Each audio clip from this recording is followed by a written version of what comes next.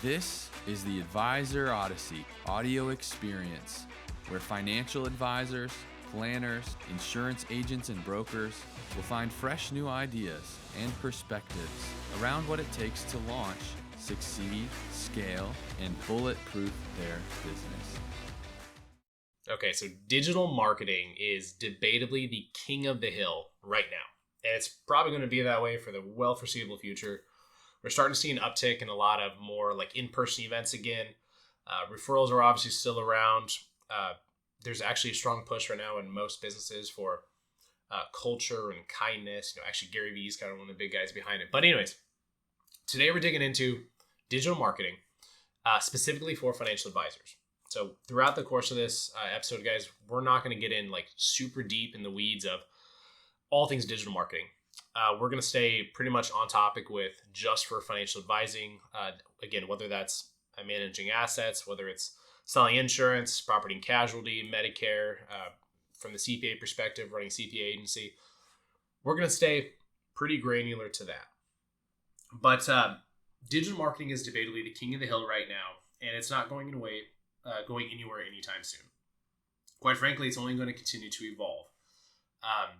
The other businesses in the space, not just financial space, but just around the world, they're getting better at it.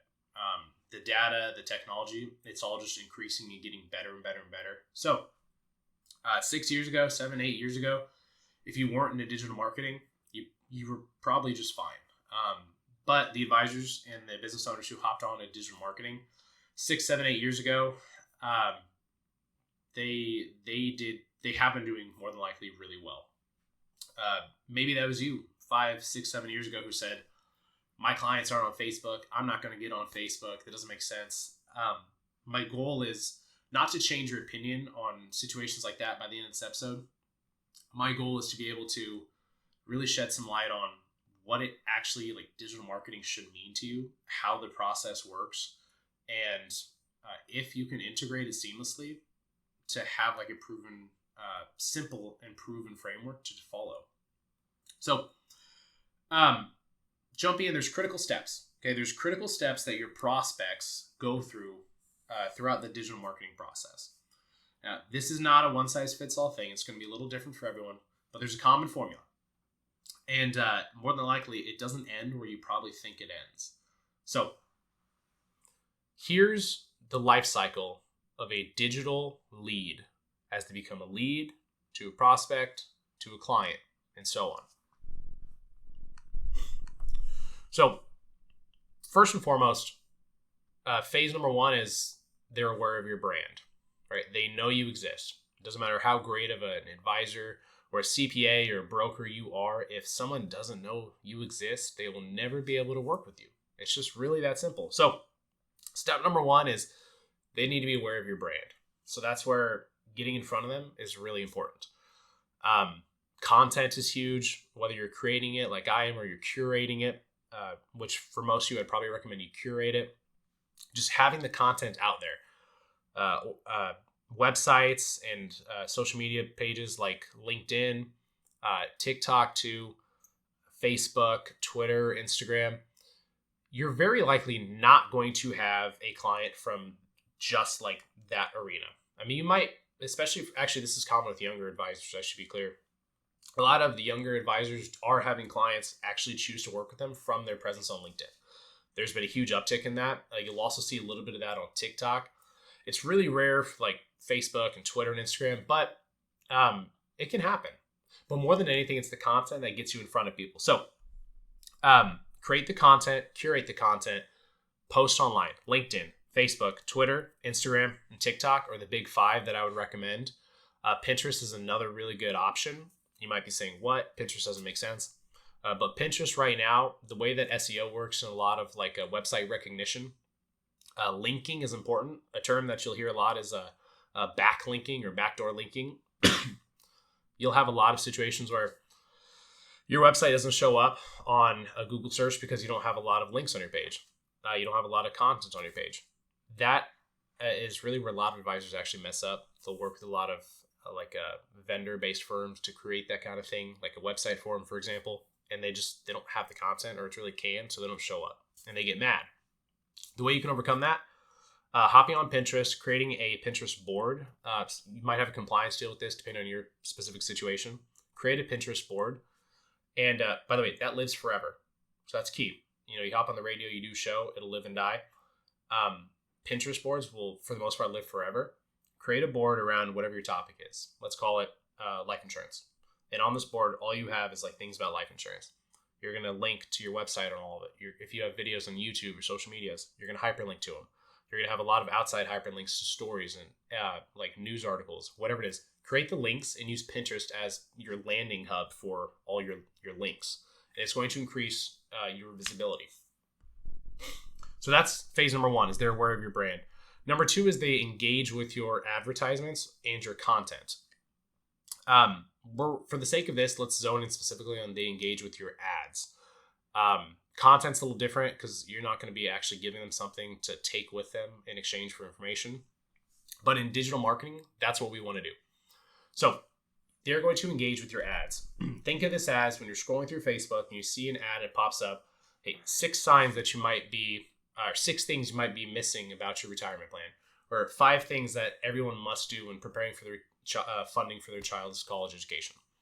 Those little advertisements that pop up, people click on them. That's why they're there. And that's really our goal right there. Get them to just click on it. I commonly in the past have used the term get the at bat. That's like your at bat. If it's enough, appealing to them enough to get them to click on it, you're already one step ahead and you're just that much closer to converting the sale. So they clicked your ad. That's step number 2. If it's a video, that also means they watched the video. If it's a tutorial, that you can plug and play words, but they clicked it. You knew they clicked it, and your data and tracking and analytics will show that there is a click. Phase number 3 is they traded their information for your value. So with the example of 5 things that every parent needs to know about funding their child's college education. They clicked your ad and they got to your landing page.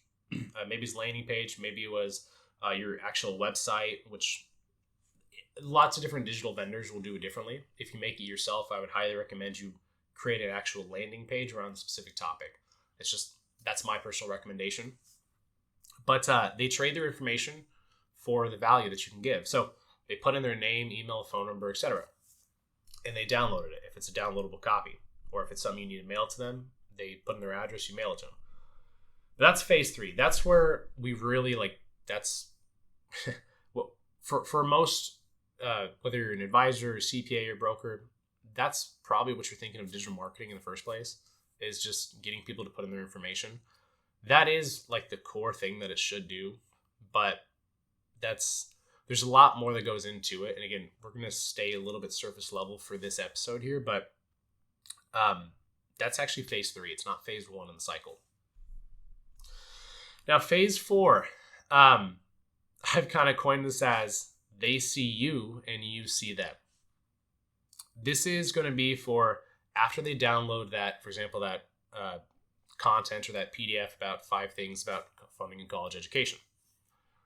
What you should be doing after that is, and this should be automatic, it should be on the actual digital funnel piece, they should be prompted to register to attend a live workshop of yours, a seminar maybe. They should be prompted to attend a webinar, or maybe just have a phone call with you. I wouldn't really recommend the phone call if at all possible, but if you don't have the funds to be able to do a seminar, workshop, or webinar, a 15-minute consultation's fine.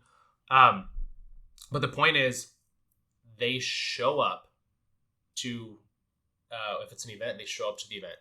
If it's a phone call, they show up to the phone call. Basically, you get your at bat. From there, digital marketing's pretty much done its initial job of getting them to see you and talk with you. Now, this is where a lot of advisors and agents and whatnot, they leave it be. They're like, all right, digital marketing did its job. Nice. But it goes further than that. After they attend we'll call it a workshop. After they attend your college education workshop, they, let's assume they liked your offer. That's actually phase number 5. They like your offer. You essentially pass the first test. From here, it's safe to assume that they're impressed with what you can do. Maybe they're shopping around. Maybe they're not. Maybe they're just exploring. Whatever the situation may be, they liked your offer and they actually set an appointment with you. So that's where we want to get to. They set an actual appointment. If you do the 15-minute phone consult, don't consider that a legitimate first appointment. That's really just an opportunity for you to get into that. Okay. We'll dig into that like much more in depth on a future video, but that's going to be really critical. Don't try to fit a full first appointment fact finder in that 15-minute consultation. Just give them what they need and get out on a peaceful note. I'm sorry, a positive note, not a peaceful note, on a positive note. So skipping ahead in the sales process. Again, we're talking digital marketing, but as we skip ahead in the sales process, phase number 6, they are now a client. Okay. They're in the club now. They're a client of yours, but the digital marketing shouldn't stop yet. Now, this is, again, where I think a lot of advisors, if they haven't already said it should stop by now, this is where they typically stop it. Why should I market? Why should I do any digital marketing to someone who's a client of mine? Well, the truth is, the client experience is, I would argue, just as important as the lead experience, as in the lead funnel experience. It's actually more important, in my opinion, because now they're not just a random name with an email or phone number. They're actually someone that you know about them, their core values, their family, their finances, and they're a client of yours. They trust you. So continue to market to them, but your marketing is going to change. It's not going to be call to action driven. It's not going to be, hey, download this, or hey, attend this event. It's really going to be more of like a branding piece, like, hey, here's my book, or hey, here's my radio show, here's my podcast, here's my TV show. It's really more so a leverage builder, like a brand builder. So you want to continue to market from that perspective, because moving into step 7, here's where you start to monetize that. They begin to say nice things about you. And actually recently with the new bill that was passed, you can collect testimonials, right? So, and there's some caveats there to clear. Do check with your compliance, your broker dealer, your RIA, whatever situation may be. Check with them. But in a general sense, you can begin to collect testimonials and reviews, basically. That first 60 to 90 days is critical. So as you're continuing to market to them, building that brand exposure, maybe they didn't know you had a book, but because they saw your ad still passively, which, by the way, the ad cost should go down if you choose who to market to, like an actual person, as opposed to a general like criteria, to be clear. The marketing agency you work with should be able to explain a lot of that to you. But that first 60 to 90 days is critical for the relationship to work fully. This is where you're going to roll out the red carpet. Your goal for that first 2 to 3 months is to wow them, like blow them away. You've passed the buyer's remorse test at this point because they're a client, but think about how many times you've, like for example, you've gone to a new dentist, or maybe you've, got a new doctor, or maybe you work with a new accountant for your own personal stuff, whatever it may be. Typically that first 60 to 90 days, like that's going to be where you choose, like, did I make a good decision? Did I not? If it was a big money decision, like maybe you chose to work with a new accountant, you're going to be thinking like, should I go back? Should I stay? Like, your clients are going to be doing something similar. Did I make the right choice? Do I like them? Do I still like them? Do I still like the plan? You're not going to see a lot of retention in that first 60 to 90 days because most people won't leave right away, but they're going to make the mental decision of, yes, they made a good decision, or they're kind of on the fence. So, wow them. Continue with the digital marketing. Wow them. Like, stay in front of them. Because the final phase here is phase number 8. They refer people to you. And it's your digital ads and your advertisements that prompt that. Really, like a simple example of this, Sandy Sue becomes a client. And again, it started with the college funding advertisements. They downloaded the piece, which, by the way, the more someone downloads something, it doesn't necessarily mean they're more interested. What it means is that they're just happy to click and happy to share their information. But after they become a client, the mentality shifts from the call to action to the more brand builder and the exposure situation. Your digital advertisements are going to shift to, again, we'll talk about like the books and the podcast, continue to do that, but it's going to shift to things like join us for our upcoming, XYZ event. And having like the disclaimer piece, or the description piece of open to clients and those who are not clients. You can use different terminology there. You might have your own specific terms you like to use for your firm, but the goal is you want to have your clients know that they could attend it. Now there's like a tightrope you'll have to walk here, and if you have a team, you'll want to talk to them about this, between like allowing a certain amount of your clients to attend your workshops and your seminars, etc. Ideally, you never have your clients attend a seminar where you pay for food, at least like per plate. We don't want to mess with that. We want to leave that open for our prospects. But if it's like an educational workshop, especially if it's at your office, that's its own entirely separate marketing funnel. But if it's like a library, or maybe it's a junior college or a college, or something like that, a community center, a church, make sure the clients know that they can still attend. And sometimes you'll have clients that just joined you like 4 or 5 months ago show up to attend another workshop around a specific topic, and they might tell you they're coming, they might not. But again, they saw the ad, and more than likely, they don't want to go to these events alone. Specifically women, which are, by the way, women are way more inclined to refer someone in the financial services arena than men are. But women typically will not want to attend those events by themselves. So a lot of times you'll have a new client of yours who's a woman. They'll bring a friend of theirs to that event. And if that friend's not a client of yours, that's just an opportunity. So again, that's the referral piece of it. Again, just like in the beginning, no one can work with you until they know about you. When you stay in front of a new client and you continually make that experience really great, you're going to just increase your chances of gaining referrals.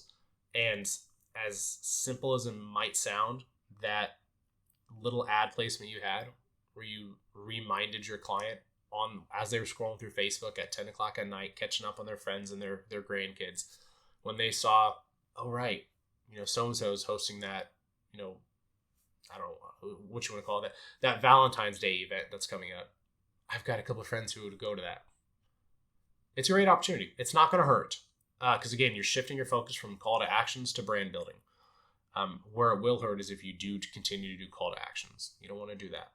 So again, that's going to be our phases for digital marketing, specifically as a financial advisor. To recap those 8 phases. Number 1, they are aware of your business and your brand. Number 2, they engage with your advertisements and your content. Number 3, they trade their information for your value. Number 4, they see you and you see them, whether it's in person or over webinar. Number 5 is they like your offer. They decide they like your offer and they set an appointment. Number 6, skipping ahead, is now they become a client. Number 7 is they begin to say nice things about you, testimonials, reviews. They just give you general feedback. And then finally, they refer people to you. After you get that first referral, it's okay to dial back the digital marketing, because that's when digital marketing, the life cycle of the lead, it's done probably more than what you would expect it to, but that's the framework you want to follow. So, all right, moving forward, let's roll into the From the Left Field segment here. From Left Field, where we take a swing at answering your specific questions and share our insights into the more common challenges that financial advisors, planners, insurance agents, and brokers typically face in their business. All right, question number 1 from Left Field today. I really like using Zoom for my appointments when possible. A lot of my clients don't mind it either. But many of those same clients will struggle to even log in to the Zoom meeting, causing our appointment to be rushed, rescheduled, or canceled entirely. I want to keep using Zoom when possible. Is there a good way to fix this?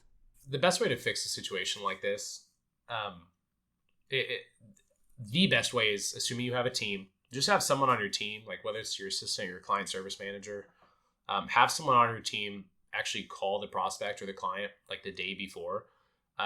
They should be doing like some sort of a reminder call anyways, or even a reminder text. You could fit that in there too. But on that reminder call, to like recap, like, hey, here's where the appointment's going to be. Here's the time of the appointment. Here's what we need from you. Here's what you can expect. Also, just clarify, hey, we're going to be doing this over Zoom. Are you familiar with Zoom? Could I give you like a quick tutorial on how to use the Zoom and access the meeting? Something like that. There's some specific language that I could send out, but ultimately it's like the goal is just to figure out, have they done Zoom before or not? And you as the advisor in the sales role shouldn't be doing that. You should be maximizing your time. Have someone on your team do those calls. If you don't have somebody on your team, I would suggest spending like maybe 10, 15 minutes, 20 minutes if you're not super familiar with technology. Spend the time to record a quick video tutorial. You can do it over Zoom. You could do it. There's a ton of softwares out there you can download for free, especially if you have a Mac or an Apple like phone or whatever.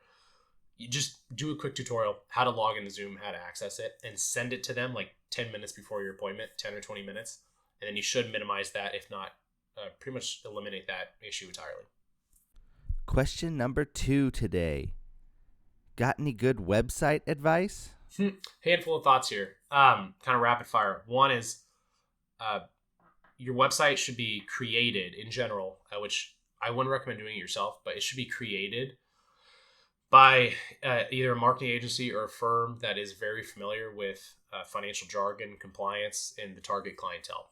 Way too often do financial advisors pay a bunch of money, thousands and thousands of dollars to have a freelancer create a website for them, when the only thing that freelancers have ever done in the past has been create websites for realtors or property and casualty agents, maybe they've done stuff in the past for like this coffee shops down the street. Like, the clientele that financial advisors, specifically the retirement market, look for it's a very specific type of client. So the language is really important, like on the website, the copy. But the other thing is the compliance piece of it. For those with broker dealers or with an RIA or securities license, boy, you got to be careful what's on your website, because if there's something that freelancer puts on the website that's not compliant, you can get in big trouble for that. So that's one. Second is to have multiple call to actions on your site, like visible right away. The stat, I don't have it in front of me, but it was like the average time someone spends on a website for someone in the financial services arena, not including banks. They had banks out of the study because you struggle to find like the login information and everything. But the average amount of time is less than 6 seconds. So that means they click it, they find you on Google, they click it, and then they look at the initial page that loads. They don't scroll, they just look at what's in front of them, whether it's on their phone or on their computer, and then they choose right then and there. And for a lot of them, they leave. So you need to have, there's actually 2 or 3 things that I'd highly recommend. Again, financially, I understand if some of this is not possible or even relevant.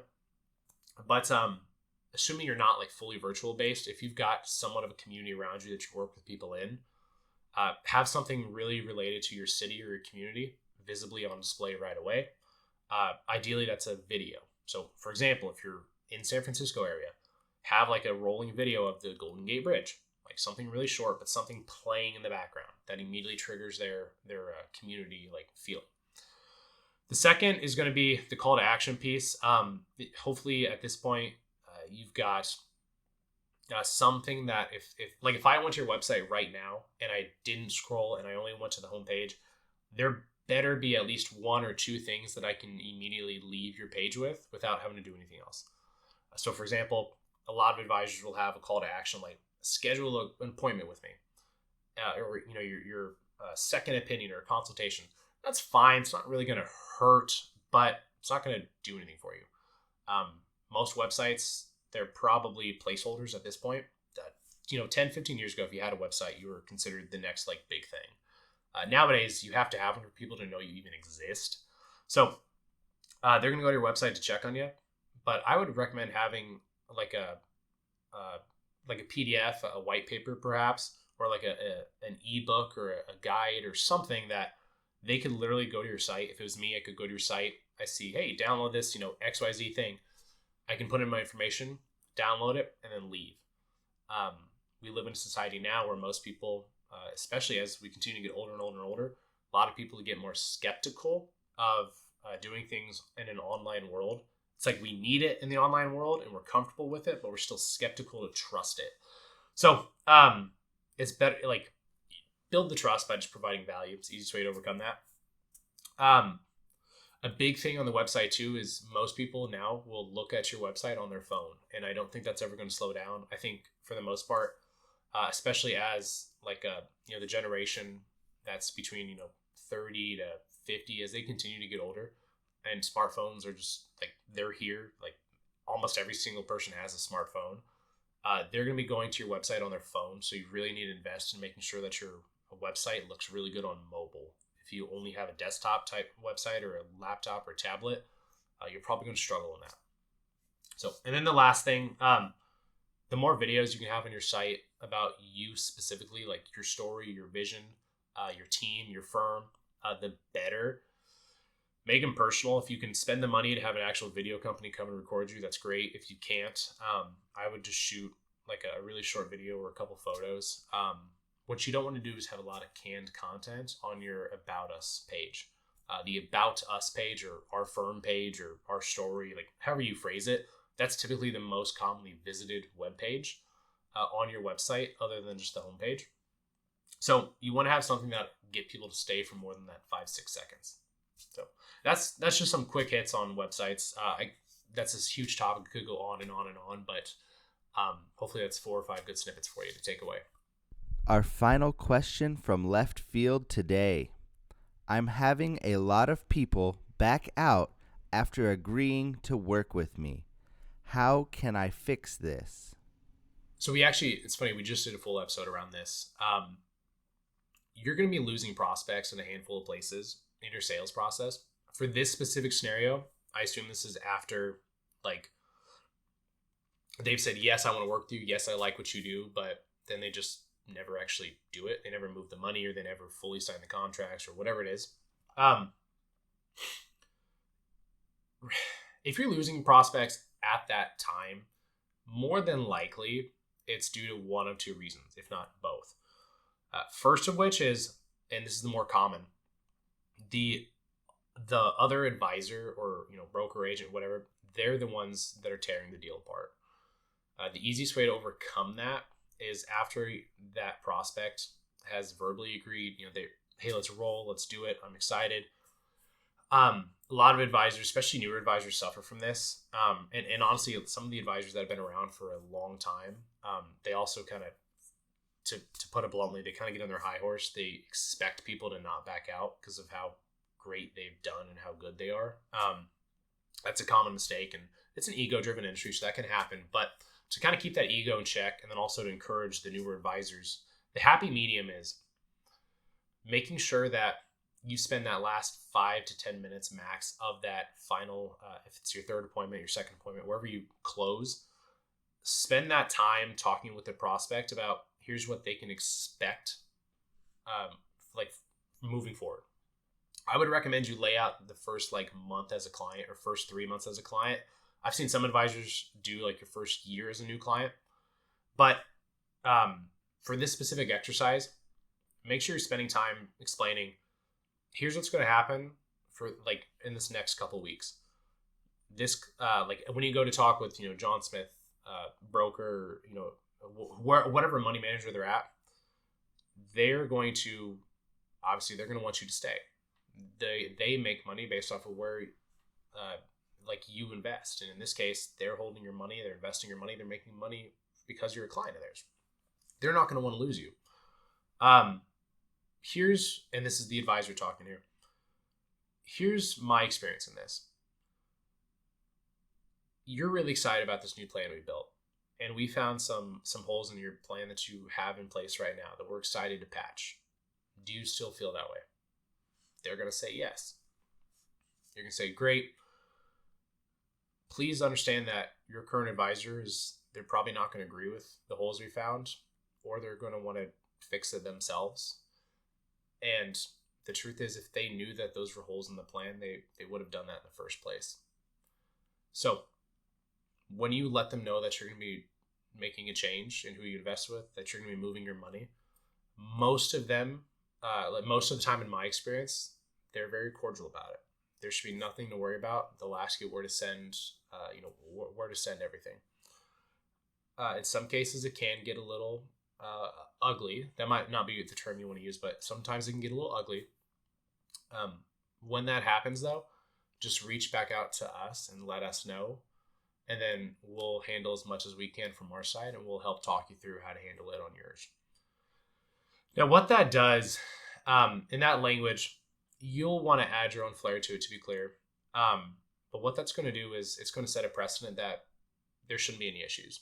If there are issues, then that's an outlier. And then they know that the person they are working with now that they're about to leave is really not like a great fit for them. But it's also going to encourage them that they're not doing it alone. You're not expecting them to do everything, that you'll help as much as you can. Your team will help. And depending on, if you're working with a larger asset manager or something like that, there's going to be other things that you can do. But ultimately, you're going to make sure they're comfortable with that breakup conversation. We hope you enjoyed the Advisor Odyssey audio experience. Connect with us on your favorite social media platforms at Advisor Odyssey. You can find our full-length educational videos to watch on YouTube, Instagram, and Facebook. Check out all our articles and publications on medium.com/Advisor Odyssey. The Advisor Odyssey podcast is available on Spotify and Apple Podcasts. The contents and opinions shared, expressed, or otherwise alluded to on the Advisor Odyssey podcast and audio experience are solely ideas and not to be depicted as tax, legal, or investment advice. Results from the use of these concepts may not be representative of the experience of all financial professionals and are no guarantee of future success. Your results may vary. The Advisor Odyssey and its affiliated members are not to be held liable or responsible for any lawful recourse or punishment invoked upon the individual or accompanying business partners or team members. Federal law, state law, and/or insurance carrier requirements may prohibit or place limitations on any of the ideas and activities expressed. All advisors, planners, wholesalers, affiliated reps, and investment advisors should be aware of any limitations imposed by federal regulation, state regulation, insurance carriers, broker-dealers, and registered investment advisors as applicable. Investment advisors are strongly encouraged to obtain pre-approval from the broker-dealer, registered investment advisor, insurance company, or similar institution with which they may be affiliated.